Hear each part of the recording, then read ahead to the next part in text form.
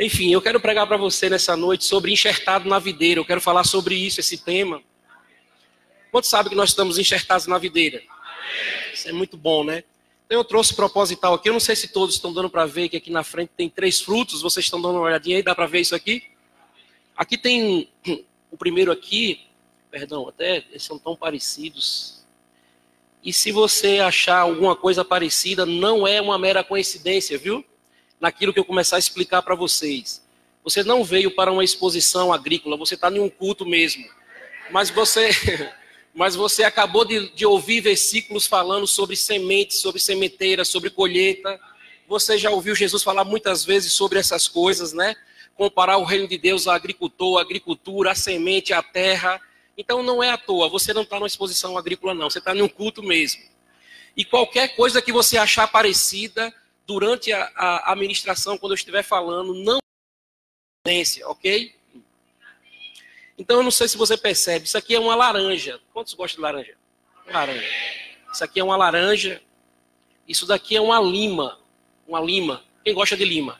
Aqui é os nutricionistas, é muito bom, né? Para a saúde, para o intestino, lima é uma coisa muito boa. E esse último aqui é uma laranja lima.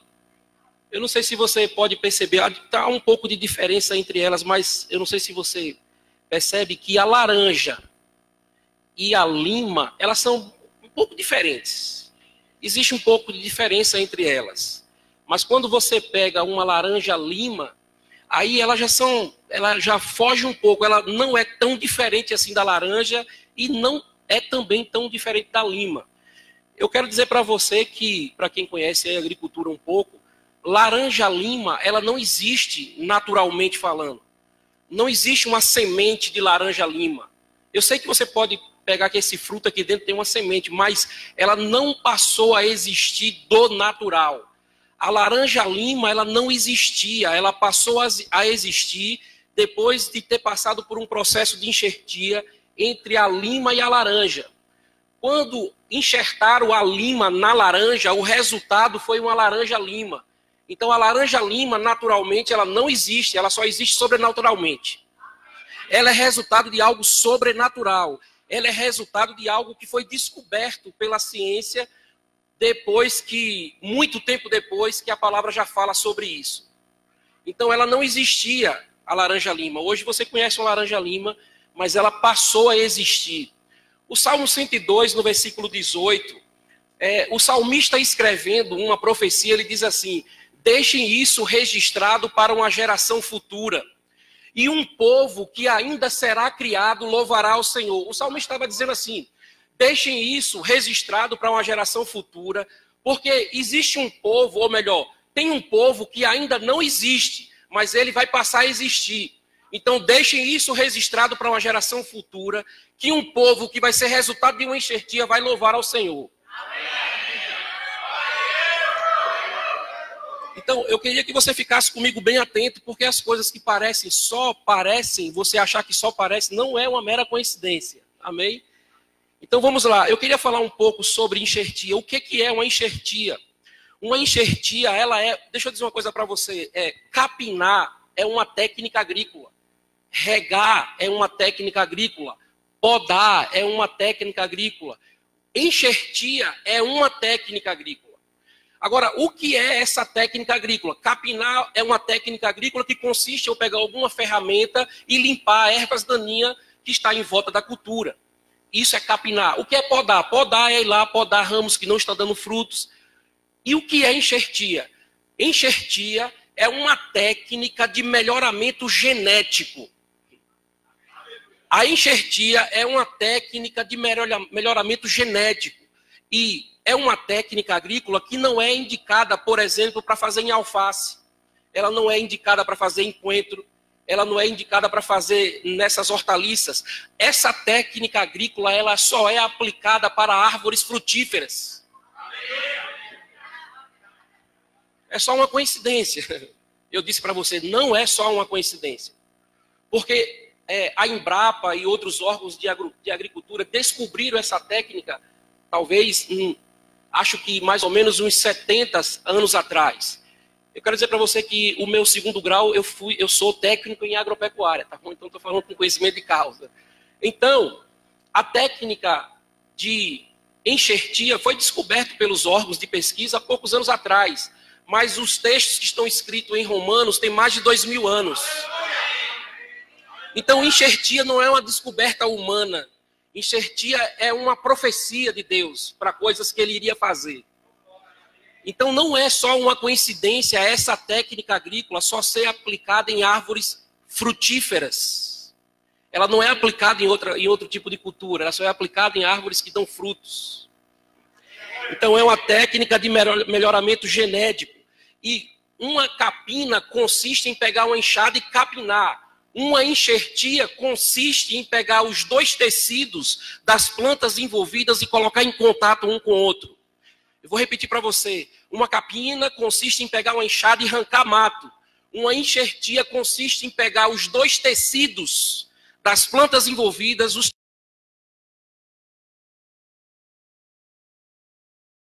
tecido com o outro. Eu não sei se você sabe, sangue é tecido. Vamos andando um pouquinho. A gente vai aprendendo um pouquinho. Você não está numa aula de técnica agrícola, não. Amém? Vamos lá. Quais são as partes que estão envolvidas no processo de enxertia? Eu estou falando de coisas naturais. Não estou falando de coisas espirituais.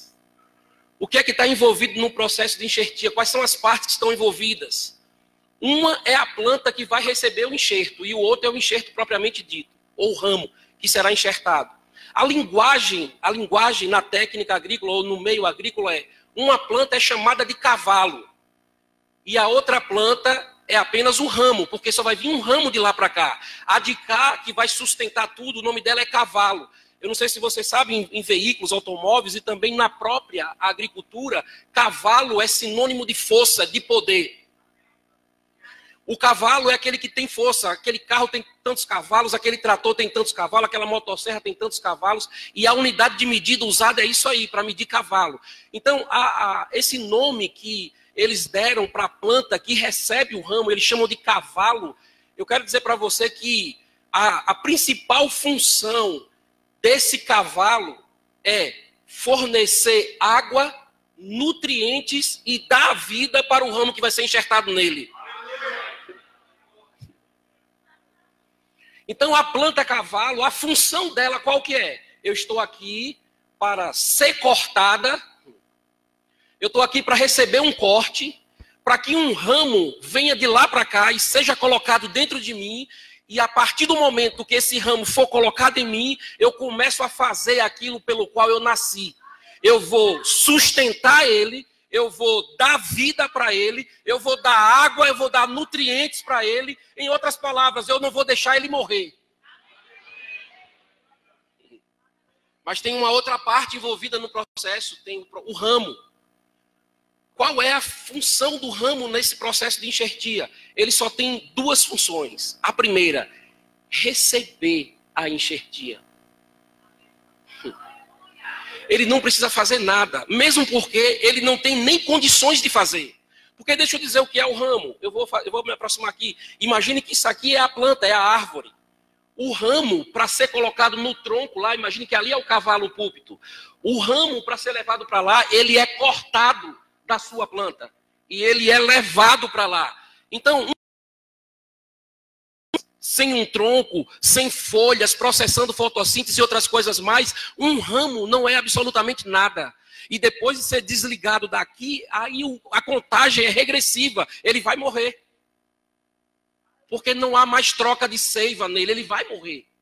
Mas quando ele é colocado na planta cavalo, de repente, se ele resolver aceitar aquela enxertia, ele vai começar a receber de outra raiz, de outro tronco, de outras folhas, ele vai começar a receber uma outra seiva e a vida volta para ele. Não mais a vida que ele tinha aqui.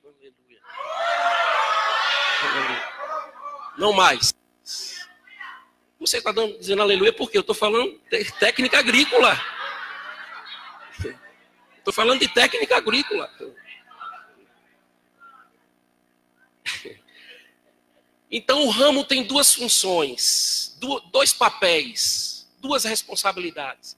Aceitar a enxertia e a outra, dar o fruto. Então o ramo só tem duas preocupações com a vida, na vida.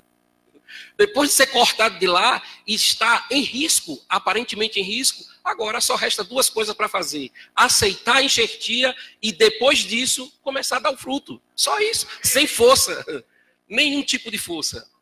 Então você começou a entender um pouco sobre o que acontece com esse processo aqui. É um processo que se resume a uma técnica agrícola, que se resume a uma união de tecidos. A finalidade é melhorar geneticamente quem não está bom. É melhorar geneticamente quem não está bom, para que esse comece a produzir fruto. Ele foi criado para isso, para produzir fruto. E nesse processo, duas partes estão envolvidas. Uma chamada de cavalo, a outra apenas chamada de ramo. O cavalo, ele dá água, nutrientes, sustenta, ele dá vida ao raminho que vai ser colocado nele. E o raminho só precisa aceitar e produzir fruto. Nada mais. Então vamos pensar em uma coisa aqui. Daqui a pouco, Bíblia, fique tranquilo, viu? Falando disso, o processo de enxertia, por ser uma técnica agrícola, toda a finalidade de uma técnica agrícola é melhorar a produção, é melhorar o suprimento, porque você sabe que há uma necessidade de alimentos. Então, como é que faz para poder conseguir alimentar a população nesse crescimento todo que a população vem tendo? Só melhorando e aumentando a produtividade agrícola. E pecuária também, porque senão vai faltar alimento, as pessoas vão passar fome. Então, técnicas agrícolas como essas, elas existem não apenas para enriquecer o agricultor, mas para resolver um problema de necessidade. A necessidade de suprir alimentos. Quando Jesus passou em frente àquela figueira lá, Jesus estava com uma necessidade, ele estava com fome. Jesus, ele teve fome e ele teve uma necessidade. E quando ele olhou para aquela figueira, o que ele queria era suprir uma necessidade dele. Irmão, deixa eu dizer uma coisa para você. A igreja hoje, nós temos que enxergar a igreja hoje como essa figueira, mas não como uma figueira que está pecando e não dando fruto. Nós temos que enxergar a igreja hoje como uma supridora de necessidades. O que acontece com a igreja hoje é que ela está mais parecida com a vitrine de coisas naturais. A igreja está mais parecida com um shopping do que com a igreja. É mais uma vitrine de coisas naturais. Quem tem o melhor iPad, quem tem o melhor iPhone, quem tem a melhor bolsa, quem tem o melhor carro, quem tem a melhor casa. Glória a Deus por todas essas coisas são lícitas. E até nos convém, inclusive. Elas são lícitas e nos convém. Mas isso são coisas naturais. A igreja, ela não é uma vitrine de coisa natural, mesmo porque ela nasceu de maneira sobrenatural. A igreja, ela é um supridor do reino dos céus aqui na terra. As pessoas não podem se aproximar da igreja como Jesus se aproximou daquela figueira. As pessoas, elas têm que vir para a igreja e têm que ser curadas. As pessoas têm que vir para a igreja e elas têm que ser livres. Elas têm que ser libertas. Mas se a igreja estiver agindo naturalmente, como uma vitrine apenas de coisas naturais, isso não vai acontecer. Nós temos um potencial incrível. Nós não existíamos. Deixe isso registrado para uma geração futura. Salmo 102, versículo 18. Deixe isso registrado para uma geração futura e um povo que ainda será criado louvará o Senhor. Mas quando fala louvará o Senhor, irmão, não é você vir para cá e cantar música, não. Não é você vir para cá e se vestir na melhor roupa que você tem, venha. Eu até procurei me ajeitar um pouquinho hoje, porque a Fernanda falou, não dá para representar Deus de qualquer jeito, não. Eu falei, tá, glória. Então, meu amor, passa ferro na roupa aí, porque... Será que precisa fazer a barba? Eu fiquei pensando. Mas nós não podemos, as pessoas não podem vir aqui para a igreja visitantes e chegar aqui e encontrar uma vitrine de coisas naturais mais parecido com o shopping. Eu vi lá na igreja, eu vi iPad, eu vi iPhone, eu vi Samsung, eu vi bolsa, eu vi sapato, eu vi, só não vi o que eu fui buscar. Eu estava doente, saí de lá doente. Como Jesus estava com fome e saiu com fome de frente da figueira. A igreja não é vitrine de coisas naturais, querido. Nós somos a dispensa do céu aqui na terra. O que o céu tem não está no céu, está aqui comigo, com você. O resultado da enxertia que aconteceu comigo e com você é para que eu e você seja isso para as pessoas que se aproximam de nós. Nós não podemos ser uma figueira igual aquela. Nós temos que ser a manifestação do poder de Deus, tem que ser algo sobrenatural. Nós somos desassombrados. Tem um Salmo 139 que diz assim, nós somos assombração. Eu sou assombração. O Salmo 139 diz assim, os teus olhos me viram, a substância ainda informe, e no teu livro foram escritos todos os meus livros, de um modo assombroso eu fui formado. Então eu sou uma assombração. Jesus era uma assombração para os demônios. O que é que você está vindo nos perturbar antes do tempo, Senhor? Senhor não, né?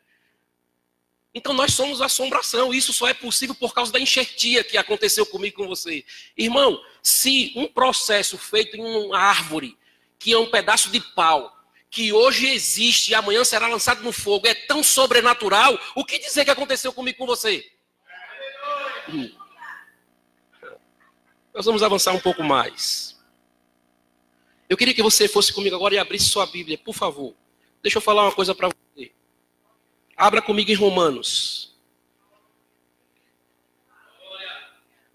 Vamos ser breves, pastor. Isso aqui, deixa eu dizer uma coisa para você. Eu estou escrevendo um livro sobre isso, enxertado na videira. Então, eu vou tentar dar um resumo do livro para você. É muito grande.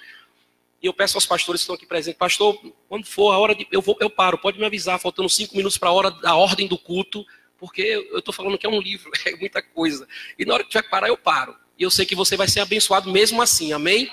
Mas vamos lá, em Romanos 11, abra aí 11, você achou Romanos 11? Versículos 16, alguns versículos eu vou citar para a gente ganhar tempo, que essa frase é do pastor Paulo. Não precisa você abrir para a gente ganhar tempo. Quem nunca ouviu o pastor Paulo dizer isso? Não precisa você abrir para a gente ganhar tempo. Essa frase é do pastor Paulo, então eu vou fazer igual a ele. Tem alguns versículos que eu vou só citar. Não precisa abrir para a gente ganhar tempo. Então, Romanos 11, 16 diz assim: e se forem santas as primícias da massa, igualmente o será a sua totalidade. Se for santa a raiz, também os ramos o serão.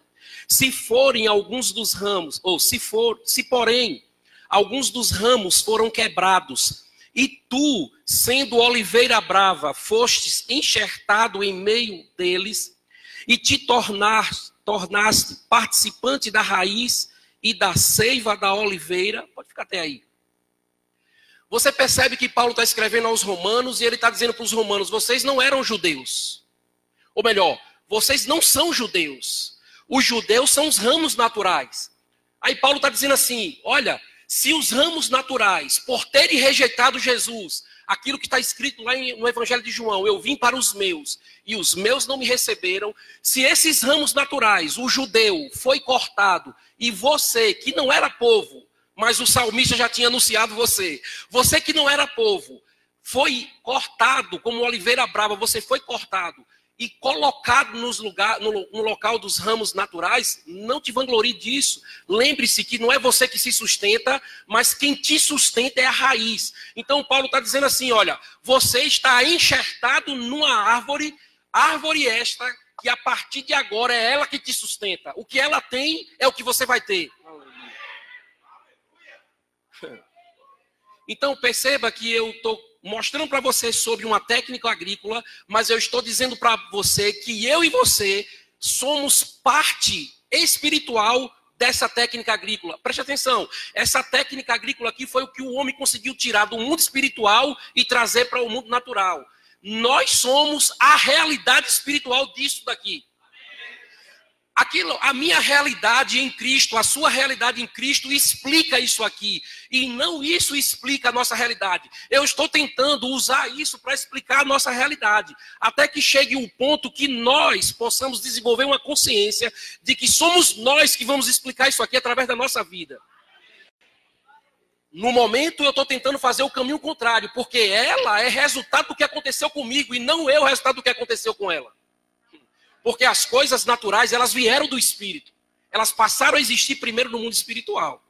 Você está captando isso? Eu só li um versículo para que você entenda. Eu e você estamos enxertados em Cristo. Nós somos resultado de uma enxertia. Eu e você somos resultado de uma enxertia. Agora, eu vou tentar aqui em um breve momento falar para vocês o que é que acontece nisso aí, naturalmente falando. E você vai entender o que está acontecendo com você, já aconteceu e vai permanecer com você a vida toda. Preste atenção. Eu vou ler para você 3 razões. O que eu estou pregando para você, você encontra na internet. Mas eu vou dizer para você, se você procurar o site da Embrapa, você vai encontrar. Mas eu vou dizer para você 3 razões elementares, básicas, que qualquer agricultor deseja para fazer uma enxertia. Quais são os motivos que levam um agricultor a pensar nisso daqui? Por que é que um agricultor quer fazer uma enxertia em um pomar que é dele? Por que é que o agricultor quer fazer uma enxertia? Primeiro ponto. Eu vou só citar, como diz o pastor Paulo, vou citar, para a gente ganhar tempo. Isaías 53, 4, 5 diz lá. Isaías 53, 4, 5 diz que verdadeiramente ele tomou sobre si todas as nossas dores e as nossas doenças. O castigo que nos traz a paz está sobre ele e pelas suas pisaduras nós fomos sarados. Uma primeira razão que um agricultor tem para fazer uma enxertia no seu pomar é que essa técnica agrícola livra o pomar de doenças e de pragas. A primeira razão que leva um agricultor a fazer uma enxertia é que quando ele faz uma enxertia, aquela área plantada dele fica livre de doença e de pragas. É só uma coincidência. Isso só acontece na agricultura. Só acontece na agricultura. Isso só é uma realidade da agricultura. Isso só é a realidade de árvores que dão frutos na agricultura. Uma segunda razão por que um agricultor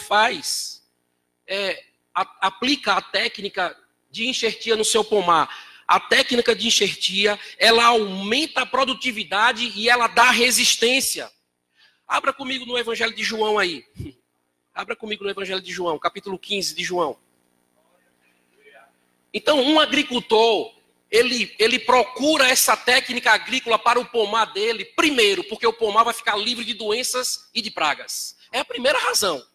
Porque nenhum dono de pomar, nenhum agricultor sensato vai querer uma plantação dele cheia de pragas e doenças. Mesmo porque nem você vai comprar um fruto cheio de praga e de doença. Você não vai comprar. Você vai lá no supermercado, você fica olhando uma manchazinha. Aquilo pode ser um ataque de fungo, aquilo pode ser uma bactéria, pode ser alguma doença que já estava no pomar há muito tempo. Você não compra uma fruta danificada. Então, um agricultor, ele investe nessa técnica. Ele investe, eu quero dizer para você, é uma das técnicas agrícolas mais caras. Ele investe na técnica porque ele precisa que o pomar dele não esteja nem doente, nem com pragas. Meu Deus. João 15. Uma outra razão porque se faz uma enxertia, ele aumenta a resistência da planta e aumenta também a sua produtividade. Então, em João 15:1 diz assim: eu sou a videira verdadeira, o meu pai é o agricultor, todo ramo que estando em mim não der fruto, ele corta, e todo o que dá fruto, ele limpa, para que produza mais fruto ainda. Vós já estáis limpos pela palavra que eu vos tenho falado. Permanecei em mim e eu permanecerei em vós. Como não pode o ramo produzir fruto de si mesmo, se não permanecer na videira, assim nem vós podeis dar, se não permanecerdes em mim. Eu sou a videira, vós os ramos, quem permanece em mim, e eu nele, esse dá muito fruto, porque sem mim nada podeis fazer. Então Jesus está afirmando, você é um ramo, foi enxertado em mim, vai dar fruto. Não tem como não dar fruto.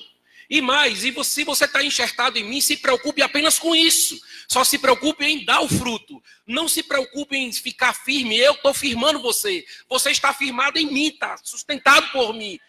A sua firmeza sou eu. O que eu preciso de você é que você cumpra o seu papel nessa técnica aqui. A técnica é produza fruto, só isso. Só receba e dê. Receba e dê. Receba e dê. Vá-se embora. Mas você vai fazer isso por causa de mim. Porque sem mim você não vai poder fazer nada. Às vezes as pessoas pregam isso para você lembrar que você tem que ir para Jesus, que você tem que ir para Jesus. Eu estou pregando isso para você lembrar que você já está nele. As pessoas falam isso, em Jesus você não pode fazer nada. Tipo assim, você não está em Jesus. Mas eu estou dizendo para você, você está nele. Então lembre-se apenas que você já está em Cristo. E se você está em Cristo, você está habilitado para fazer. Você já é o resultado da enxertia. Você não está tentando ser, você já é o resultado da enxertia. Vamos seguir. Uma outra razão por que é que um agricultor ele faz a técnica, ou ele aplica a técnica de enxertia em seu pomar. Aí eu queria que você abrisse em Amós. Eu deixei um marca-texto aqui em Amós, mas eu vou te ajudar. Isaías, Jeremias, Lamentações, Ezequiel, Daniel, Oséias, Joel, Amós. A sequência é essa. Eu ia botar a sequência de trás para frente, mas era mais perigoso. De Mateus para cá. Então você achou aí? Você achou Amós, capítulo 9?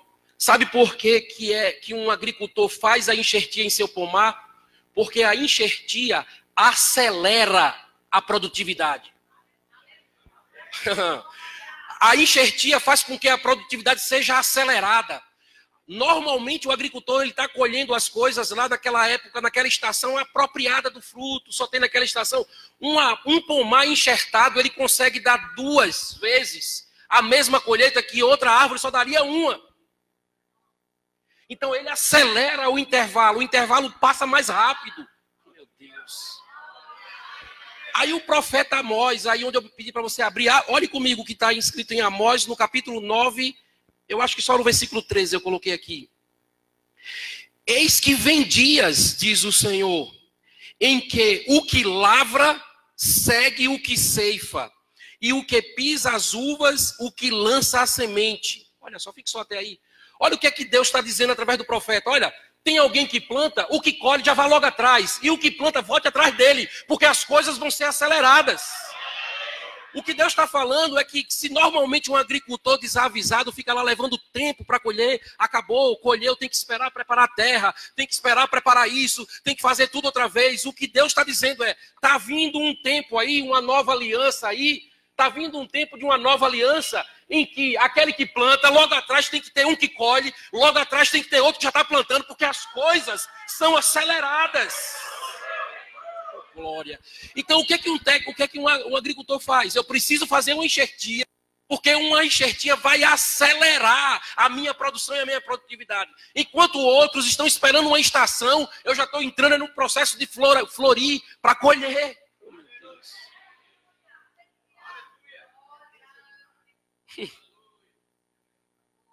Eu falei sobre 3 razões porque um agricultor faz uma enxertia. Pode ser só uma coincidência. Aceleração, sustentabilidade, produtividade livre de pragas e doenças. Motivos naturais para um agricultor fazer uma enxertia. Motivos naturais. Deixa eu lhe falar, esse aqui você vai dar glória a Deus, porque eu também dei quando eu li. Quais são os requisitos? O que é necessário? Eu sou um agricultor, eu tenho uma terra, eu tenho uma plantação, eu tenho uma cultura plantada, e eu procuro um engenheiro agrônomo e digo assim, eu quero fazer uma enxertia. Então o engenheiro agrônomo vai dizer assim, eu preciso de 3 pré-requisitos que não podem faltar para a enxertia acontecer. Então, para uma enxertia acontecer, existem alguns pré-requisitos. 3 são fundamentais. Sem eles, não tem a enxertia. O primeiro dele. Deixa eu dizer uma coisa para você. Aqui é uma laranja e aqui é uma lima. Embora sejam frutos diferentes, elas não são tão diferentes como se fosse uma laranja e um caju. Você compreende isso? Se eu tivesse com uma laranja e com um caju, eles são muito diferentes. Se eu tivesse com uma laranja e com uma pera, elas são muito diferentes. Mas eu estou com uma laranja e com uma lima. Existe um pré-requisito, o primeiro de todos e o essencial, e que não pode faltar. Para acontecer uma enxertia, tem que haver afinidade entre uma planta e outra. Elas precisam ter uma afinidade genética. Elas precisam ter um grau de parentesco para que isso aconteça.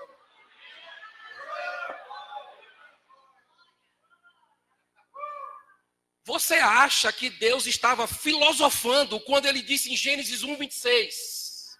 Façamos o homem, mas eu não posso fazer de qualquer jeito. Ele tem que ter uma afinidade genética comigo. Ele precisa ser parecido comigo. Eu preciso ter um grau de parentesco com ele, porque vai haver um momento da história que eu vou precisar enxertar ele. Se não tiver essa conexão genética, essa afinidade, a enxertia, infelizmente, não vai acontecer.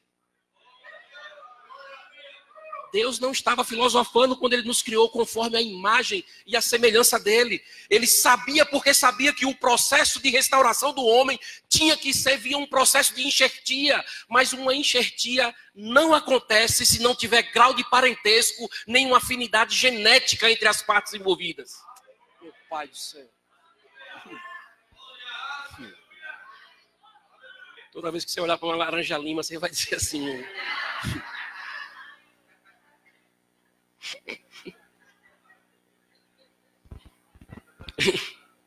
Um segundo ponto importante para acontecer uma enxertia.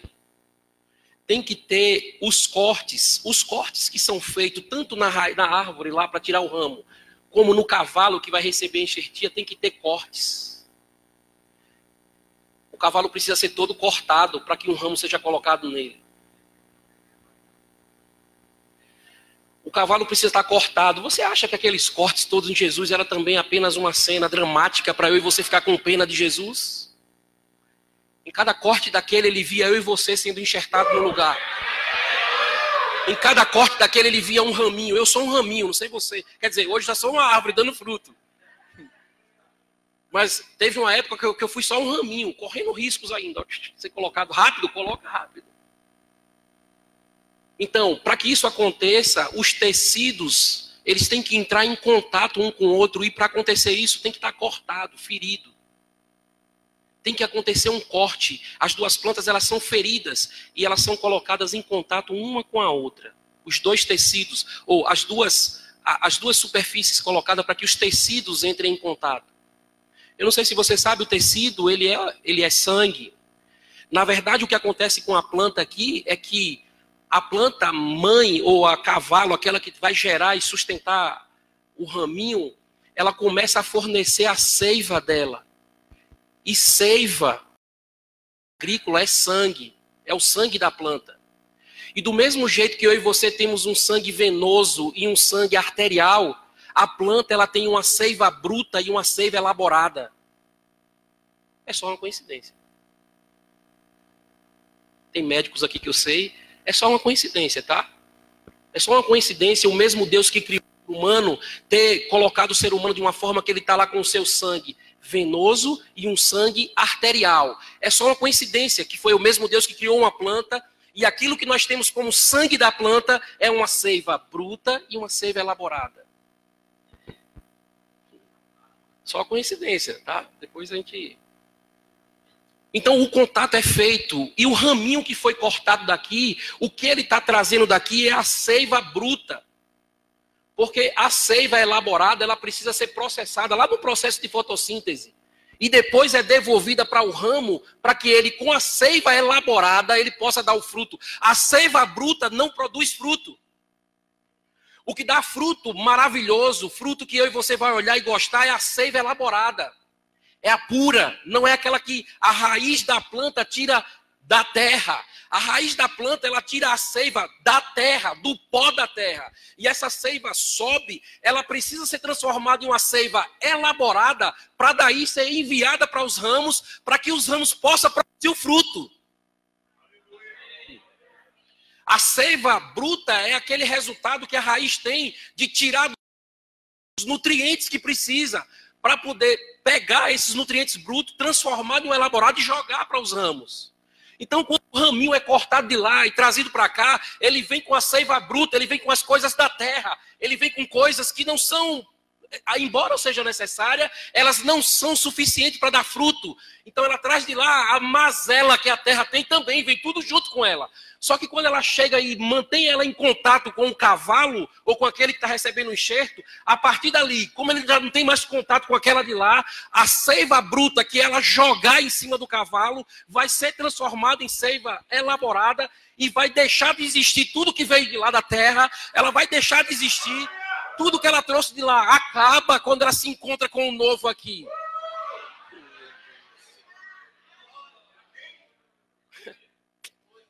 Pai eterno. Deixa eu contar uma coisa. Eu acho que tem esse livro aqui, não sei se quem está responsável pela livraria aí. Tem um livro chamado A Linguagem do Campeão, de Mark Hanks, que fala o poder do sangue de Jesus. Pense num livro, tem aí ali.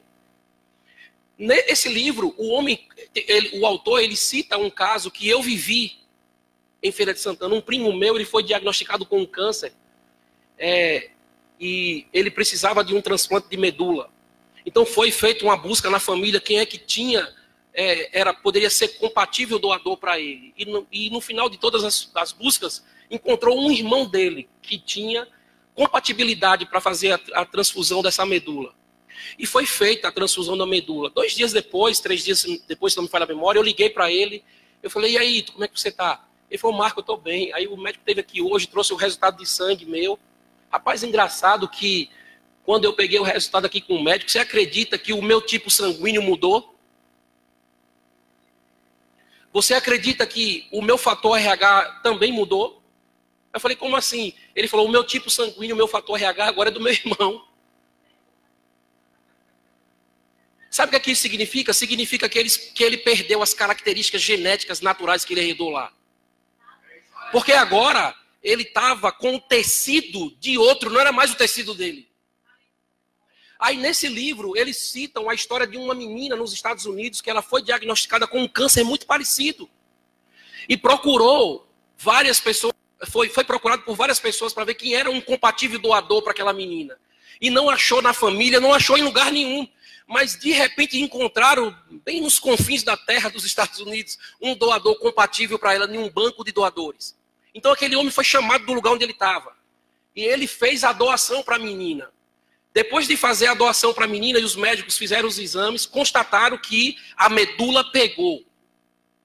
E aí, quando aquilo aconteceu, eles começaram a acompanhar, está nesse livro, eles começaram a acompanhar o desenvolvimento daquela menina. Então, um transplante de medula, que é a origem do sangue, onde dá origem ao sangue lá, o transplante de medula, ele promove uma transformação interna na pessoa. Isso aconteceu com o meu primo em Feira de Santana, Bahia, aqui pertinho de nós.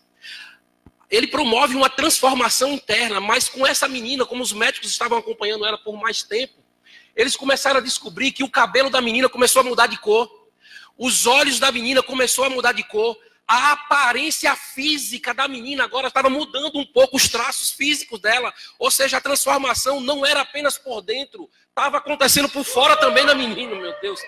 E aí, o que é que os médicos fizeram? Reuniu a família e disse assim, olha, deixa eu dizer uma coisa para você. A sua filha daqui para frente, eu não sei o que é que vai acontecer com ela. Ela está curada desse câncer. O transplante de medula pegou e foi um sucesso. Mas a gente não sabe, pode ser que amanhã ela precise de alguma coisa, de um órgão, de outra coisa qualquer. Deixa eu dar um conselho para vocês da família. Vocês não podem mais perder esse doador de vista. Porque essa menina não consegue, ela não vai conseguir, nós não vamos conseguir nunca mais transplantar nada de vocês, que são a família natural, para ela. Porque ela agora não tem mais carga genética nenhuma com vocês. O que aconteceu com ela é que agora, para ela, natural, o pai é esse homem que doou tudo para ela. Então, qualquer coisa que ela precise no futuro, a gente vai ter que encontrar esse homem aí. Porque não vou poder tirar um fígado seu que é mãe e dar para ela. Não vai pegar. Eu não vou poder tirar um fígado seu que é pai dela e dar para ela. Não vai pegar. Mas se eu tirar do doador, vai pegar. Tá, glória. O que aconteceu comigo com você nesse processo de enxertia é que nós fomos transplantados de medula, meu filho. Nós entramos, recebemos a medula de Jesus em nós. Deixa eu dizer uma coisa para você, você pode até perder de vista os seus parentes naturais, mas não perca Jesus de vista. Se você precisar de alguma coisa, só Ele pode te dar. Oh, glória! Oh, glória! E a transformação não é só aqui dentro, não. A transformação com ela está acontecendo por fora. Então eu e você pode ser mais parecido com Jesus? Pode. Podemos. Não só em palavras, mas também em aparência, sim.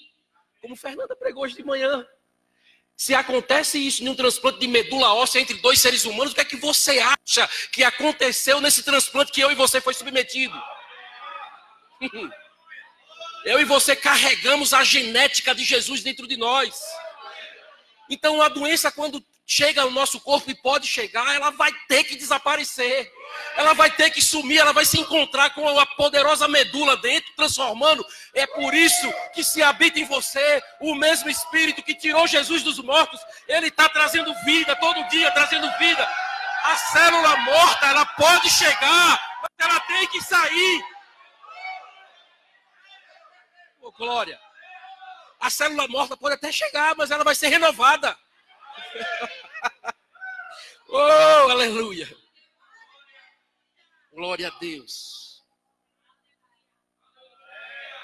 Deus é muito bom. Uma outra coisa que não pode faltar no processo de enxertia, além do grau de parentesco e dos cortes estarem cortados e limpos, para que a seiva seja trocada sem nenhum impedimento, é necessário também que as pessoas ou as partes envolvidas nessa técnica sejam pessoas experientes e sábias e que dominem o assunto. Lá em 1 Coríntios 12, vamos lá em 1 Coríntios 12, vamos ver quem são as pessoas que estão envolvidas nesse processo nosso. A respeito dos dons espirituais, não quero, irmãos, que sejais ignorantes, sabeis que outrora, quando ereis gentios, deixai-vos conduzir-vos por ídolos mudos, segundo ereis guiados. Por isso vos faço compreender que ninguém que fala pelo Espírito de Deus afirma anátema Jesus. Por outro lado, ninguém pode dizer Senhor Jesus senão pelo Espírito Santo. Ora, os dons são diversos, mas o Espírito é o mesmo. E também há diversidade nos serviços, mas o Senhor é o mesmo. E há diversidade nas realizações, mas o mesmo Deus é quem opera tudo em todos. Quem processou esse processo aqui, quem fez essa técnica comigo, com você, no mundo espiritual, quem realizou a enxertia foi Pai, Filho e Espírito Santo. Se engenheiros agrônomos, se técnicos em química laboratorial e essas coisas todas conseguem dar um resultado desse, imagine o que o Pai, o Filho e o Espírito junto não conseguiu. Imagine.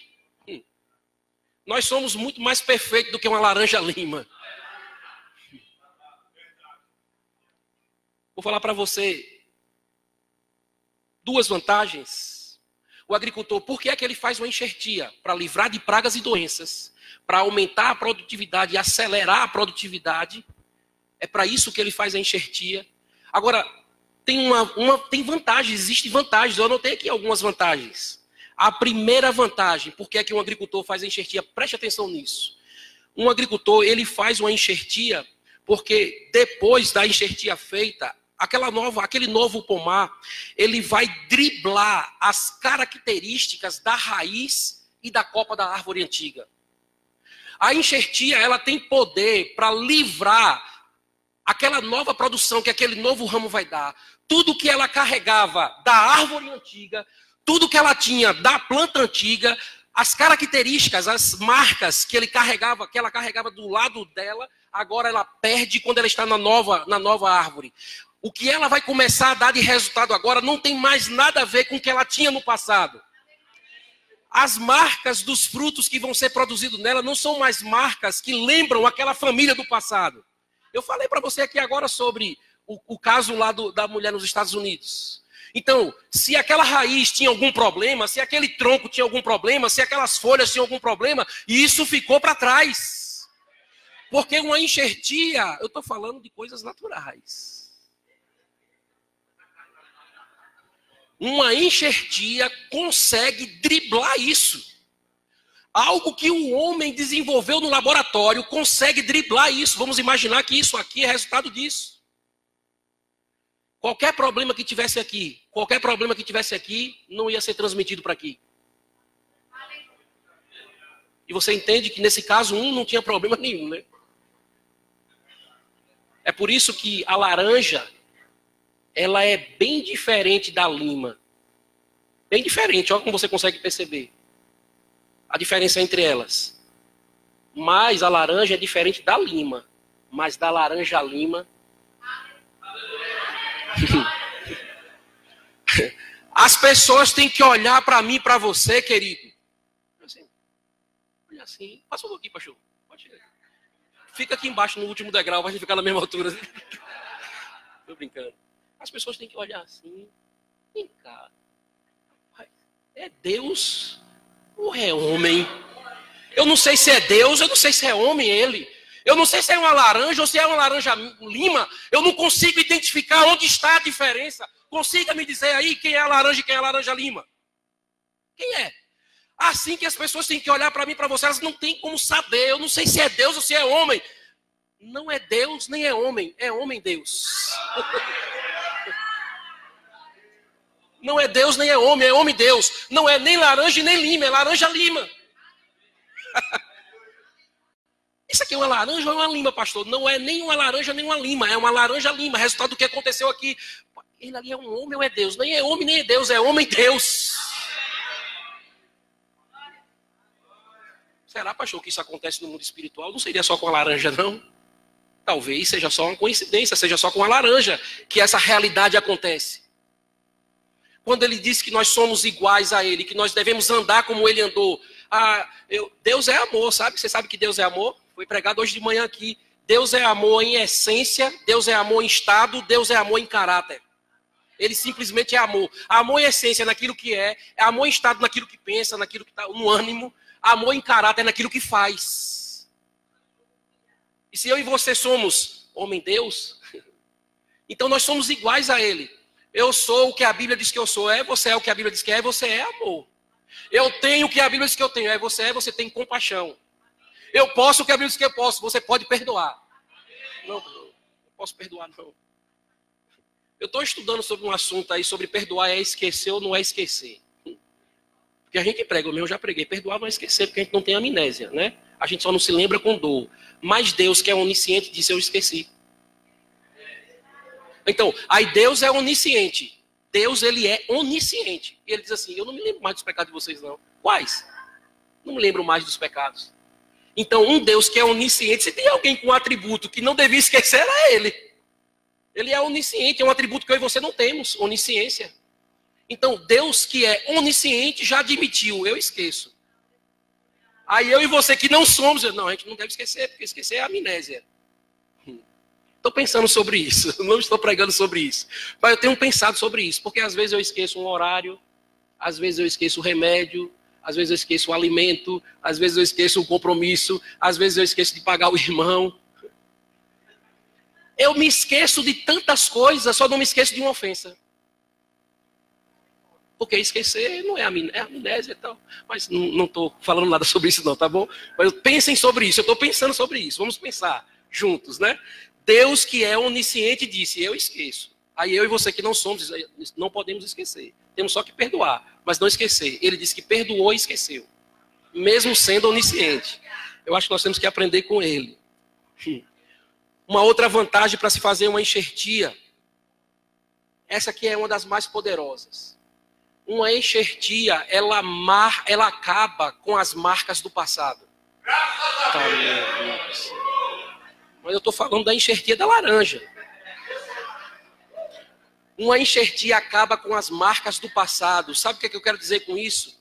Se um pomar, vamos imaginar que isso aqui era um pomar, e no ano passado ele sofreu, na safra passada, um ataque de pragas e uma doença alcançou o pomar. Mas agora o agricultor resolveu enxertar esse pomar, e agora ele é um pomar enxertado.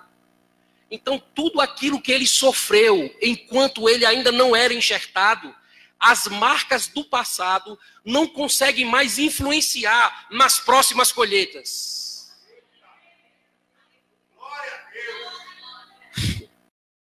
Nenhuma condenação há para quem está em Cristo. Maldição hereditária não existe. Nunca mais diga esse provérbio em Israel. Nunca mais repita esse provérbio em Israel, diz o Senhor. Se o pai comeu uva verde, é o dente dele que vai ficar embotado, porque a alma que pecar é essa que vai morrer. Maldição hereditária, nem com a laranja lima acontece. Nem com a laranja lima acontece. Ela dribla, ela acaba com as marcas do passado. Ah, me magoou, me machucou. Até você ser enxertado, você era machucado. Agora, depois, você é enxertado, não é mais machucado. Você é transplantado de medula, você não é mais machucado. Ah, meu pai não me amou. Seu pai não te amou? Foi mesmo. Essas marcas do passado, elas acabaram no dia que você foi enxertado. Você ganhou um novo pai. Ah, mas você está falando de pai, mas o meu marido não me ama. Jesus, Deus ama você. Deus ama você. Mulher, você está... Uma coisa que eu aprendi com a minha esposa, acho que eu falei aqui para os alunos. Você sabe que homem fica na época de namoro, né? É só na época de namoro, não, tem que ser a vida toda, viu? Aí fica tipo poeta, soltando umas poesiazinhas, falando palavras bonitas. Aí um dia eu disse para ela assim, amor, fique tranquila, eu vou fazer você feliz. Quem já disse isso para a esposa aí? Eu fazer aconselhamento para casamento, eu no gabinete para aqueles que vão casar. Você está querendo casar para quê, Diogo, com Fernanda? Eu quero casar para ser feliz. E você, Fernanda? Quero casar para ser feliz. Estão errados. Diogo, você tem que casar para fazer Fernanda feliz. E Fernanda, você tem que casar para fazer... Meu discurso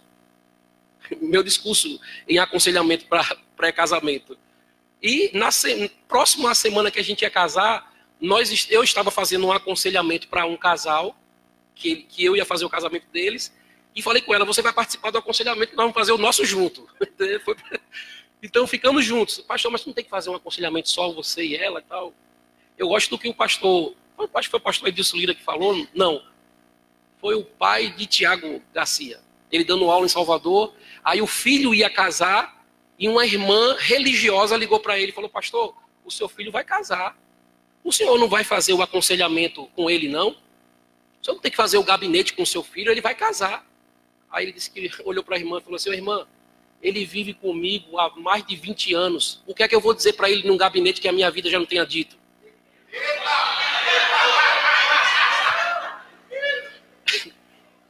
Aí eu falei para ela, vocês vamos fazer junto. Porque não adianta eu estar dizendo para o casal lá, ela está me vendo falar, né? Está me ouvindo.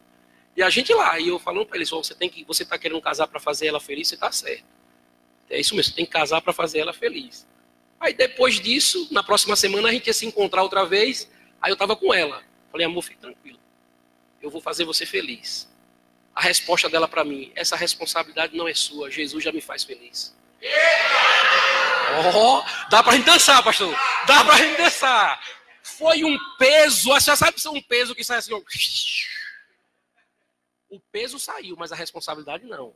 Eu falei, agora lascou-se. Mas ainda bem que eu ainda tenho mais um encontro com o outro casal. Lascou, você sabe que é o idioma do pastor. Né? A gente vai pegando. Do mesmo jeito que eu peguei, eu vou só citar para a gente ganhar tempo. Eu peguei do pastor Paulo, lascou-se, eu peguei do pastor Raimundo. Eu falei, e agora? Ainda bem que eu tenho um encontro com outro casal. Na outra semana eu falei, olha, deixa eu consertar uma coisa que eu errei aí. Foi errou. Você tem que ser pleno em Jesus. Não adianta, você não pode buscar felicidade em homem. Buscar felicidade em homem, isso é um risco muito grande que você está correndo. Você pode ser frustrada, mas se Jesus já te faz feliz, acabou. Então a enxertia é para você entender que marcas do passado acabou na sua vida. Ou melhor, desculpa, não é só na laranja lima. Laranja lima não carrega mais as marcas do passado. Glória a Deus. Sabe o que acontece com um pomar enxertado? Vamos imaginar que aqui são 2 pomares. Esse aqui está enxertado. Esse aqui, poxa, só estou dizendo coisa mais ou menos para o lado de cá, né? Então esse aqui não está enxertado, esse aqui está enxertado. O que acontece com um pomar enxertado e também Fernando até leu isso hoje de manhã aqui, 2 Coríntios 14, 2 Coríntios 2,14, que fala que nós exalamos o bom perfume de Cristo, a essência, um cheiro agradável de Deus. O pomar enxertado e um pomar enxertado, aqui não enxertado, um do lado do outro.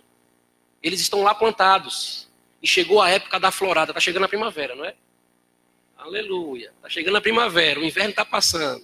Então, olha só. Aí está aqui os 2 pomares. Esse daqui dando flores e esse aqui também dando flores. O estágio anterior à produção, aos frutos. Você sabe que para acontecer o nascimento do fruto tem que ter a polinização.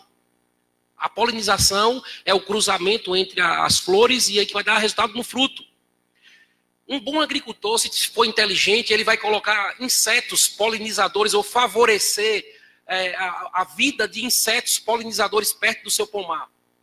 A abelha é um dos maiores polinizadores que existe. Perita no faro. Quem trabalha com abelha não pode usar desodorante, não pode usar perfume, não pode ter usado sabonete, não pode ter usado shampoo, porque a abelha ela fica muito irritada, ela é muito sensível com o cheiro. Então, quando você vai trabalhar com abelha, além de todas aquelas roupas que você está usando, você tem que evitar qualquer tipo de fragrância, porque atrai as abelhas.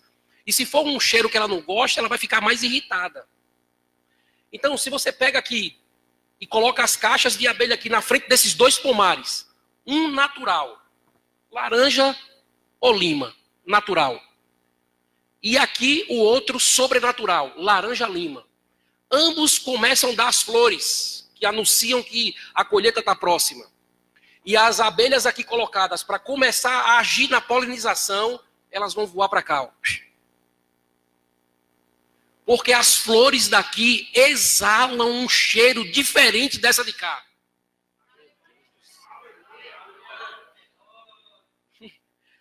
As flores de um pomar, que é resultado de uma enxertia, tem um cheiro diferente para as abelhas, inclusive.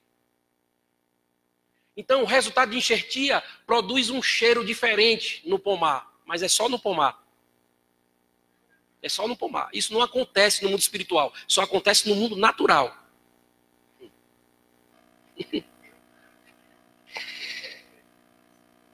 Uma outra vantagem última para fazer enxertia. Abra comigo Apocalipse 17:15.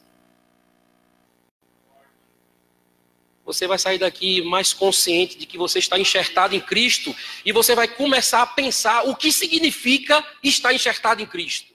Você está tendo talvez mais uma aula de técnica agrícola, né? Mas pense, se tudo isso é possível acontecer em uma laranja, o que é que não foi possível acontecer comigo e com você? Apocalipse 17:15. Diz assim: falou-me ainda. É isso mesmo, 17:15? É. Falou-me ainda, as águas que vistes, onde a meretriz está assentada, são povos, multidões, nações e línguas. Então, uma árvore, resultado de uma enxertia, eu posso plantá-la em qualquer solo, em qualquer clima, em qualquer circunstância, que ela vai dar o fruto.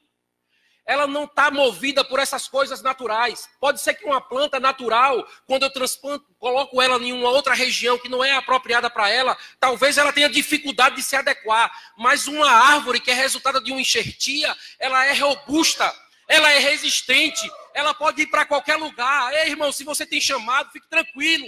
O meu chamado é para a África, o sol é muito quente. Não vai ter câncer de pele, não vai ter nada com você, você é uma árvore enxertada. Você é resultado de uma enxertia, você vai chegar lá e você vai se adaptar àquela região. Eu estou vindo para a Vitória da Conquista, é muito frio, eu fui criado em Salvador, vá, fique tranquilo, não vai acontecer nada com você. Você é resultado de uma enxertia, um enxerto é algo produtivo, algo forte, sarado, curado. As coisas de fora não podem interferir. Será que isso só acontece numa planta, irmão? Será que é só uma planta que pode ir para qualquer lugar? Se for enviado, pode ir. Você é resultado de enxertia, você não é natural mais, você até, ou melhor, nem existíamos. Nem existíamos. Nós não éramos nem povo. Então deixa eu dizer uma coisa para você. Se eu pego uma lima, pode ser que aqui seja uma plantação de lima, ela não se adapte bem ali.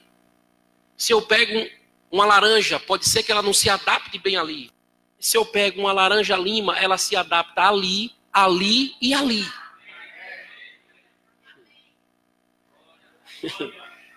Isso é só um pouco. Eu só trouxe hoje uma palavra para você, um pouco, para você começar a pensar o que significa você e eu estarmos enxertados em Cristo. Porque se todos esses benefícios acontecem, todos esses acontecem em mera laranja, uma laranja lima, irmão.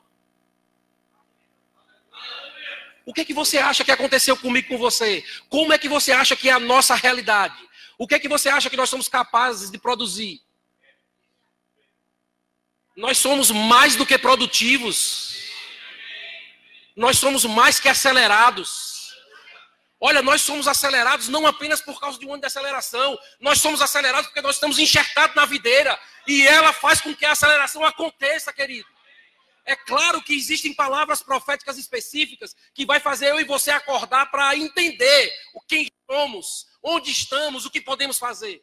Mas a aceleração é algo natural de um processo de enxertia.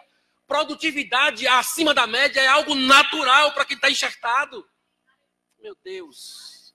Eu e você não precisamos esperar vir uma palavra profética para assumirmos a nossa identidade. Nós temos uma identidade, querido. Ela pode estar dentro do nosso bolso, cheia de poeira, mas tira e olha para ela. Você é resultado de um processo sobrenatural. Cristo foi cortado para você ser colocado dentro dele.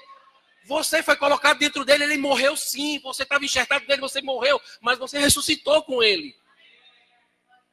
O que eu e você somos não é por causa da morte e o sepultamento de Jesus, mas somos por causa da ressurreição dele. Eu fui justificado e você foi justificado na ressurreição. Que coisa maravilhosa. Eu sou um enxerto. Eu sou um enxerto. Eu sou um transplantado de medula óssea. Sou um transplantado. Pode dizer por aí, eu sou um transplantado. Eu recebi a medula de Jesus em mim. O que agora eu produzo não é mais o que eu herdei de papai e mamãe, não. Eu até amo papai e mamãe. Até amo, eu amo meu pai e minha mãe. Quer dizer, minha mãe e meu pai já foi. Eu amo meus pais, amo os meus irmãos. Mas como diz os médicos para aquela menina lá dos Estados Unidos, não percam de vista o doador. Porque daqui para frente, se ela precisar de alguma coisa, não vai encontrar mais em vocês. Só pode encontrar nele. Não perca de vista Jesus. Porque seja lá o que você possa precisar, nem adianta procurar. Não perca tempo procurando fora. Você tem um bom doador compatível com você, porque você já foi criado para ser compatível com ele. Imagem e semelhança não é algo só profético ou de aparência, nada. Imagem e semelhança era principalmente por causa disso daqui. Era principalmente por causa disso que ia ter que acontecer. Deus precisava enxertar você nele e por isso fez você a semelhança dele. Fez você com um grau de parentesco genético com ele. Aleluia.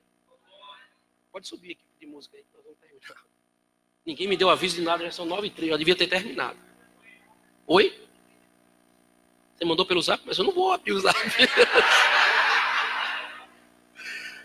Pode subir, queridos. Espero que você tenha aprendido alguma coisa aqui nessa noite. Não para sair por aí para comprar uma terra e plantar laranja. Mas para que você possa sair por aí e convidar pessoas que ainda não estão enxertadas em Cristo a receber essa enxertia e ter as suas vidas mudadas. E não só isso. Você começar a produzir fruto. E eu e você, comecemos a produzir frutos. Para que a gente saia dessa aparência ou de uma igreja meramente com aparência de coisas naturais. Nós não temos nada de natural. Absolutamente nada de natural. Nós somos criados de um modo assombroso, somos uma assombração. E hoje estamos enxertados em Deus. Meu Deus.